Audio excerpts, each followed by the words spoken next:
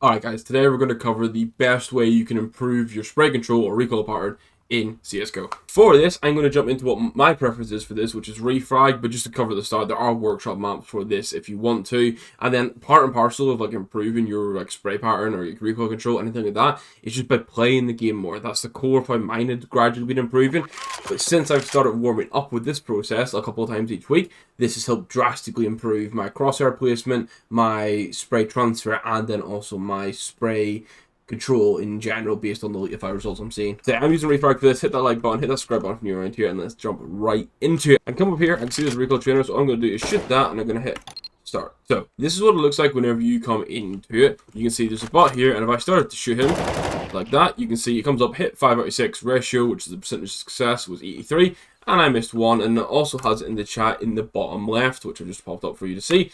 Like, this is the general mode, and if you want to change gun, for example, you type into the chat guns, and then you go primary, you go secondary. This we want to go for an AK, and then we can exit out, and we can just stay in this menu if we wanted to, which is just a stationary bot that doesn't move, and we just endlessly shoot. So you can do that if you want to. If you want a stationary bot, then you can just endlessly shoot at. They're not going to respawn, they're not going to move, just over and over again to try and reinforce spray pattern. What you can also do then, if we get the menu up, so you can see here there's options for, on number 4 we've got game type, so you can do spray control or spray transfer. We're going to start with spray control because that's the focus point, but then we can do a range, so the distance are going to be away. We've got mixed, close, medium, and long. I like mixed just to get that nice little variance, and if I hit 1, you're going to see that we're going to play.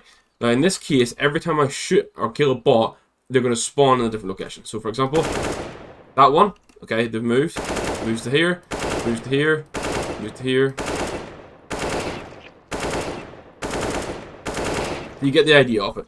If we open up the chat, you can see it tracks every single bot on this that we've just shot. So only one of those was a clean 3 out of 3 hit for everyone. The rest all missed one bullet.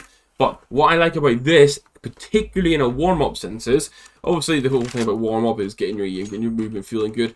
Then, if you sort of say you come to the end of the warm-up, you're waiting for your lobbies, like on Face to get into or something like that, just hop into this and just endlessly shoot bots like this, because they're going to spawn over and over again. They're going to have 3 bots, they're just going to constantly move. It's a really easy way to, one, be reacting and still improving your aim overall, your crosshair placement, your reaction time, everything like that. But you're also going to be practicing your recoil control.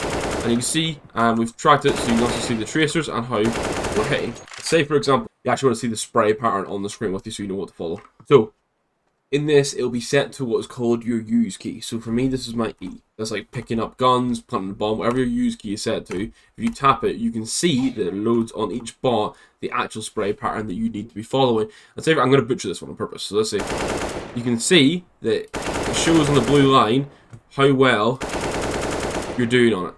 So you can track and follow it every single time. And then the further you go away, it adjusts for that as well.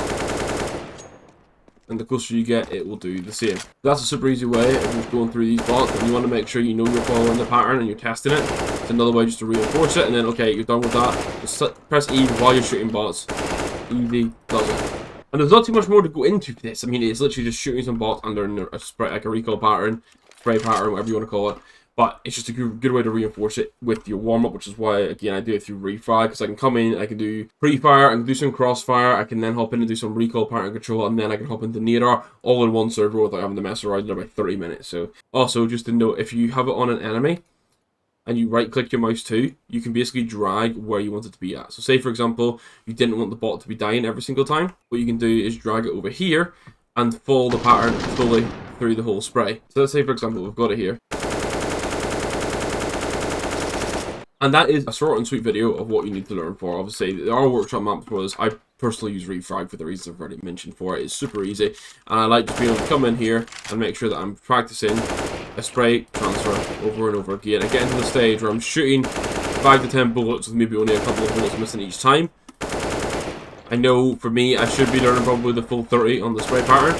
I'm probably not going to bother to for quite some time, maybe until I'm doing spray transfers. My main thing at the minute is having the ability to one-tap, like crosshair placement, being able to one-tap, and then being able to spray in situations. It's kind of the 3 key things you need in aiming, I think, at a base level, and that's what this will help with. So let me know your thoughts down below. Let me know how you've been practicing spray control and recoil control through CS over the years. It'll be very interesting to see, and what you do in your current warm-up for it. But yeah, hit that like button, guys. Thanks for watching. Hit that subscribe button if you're new around here. We'll catch you in the next one. Goodbye.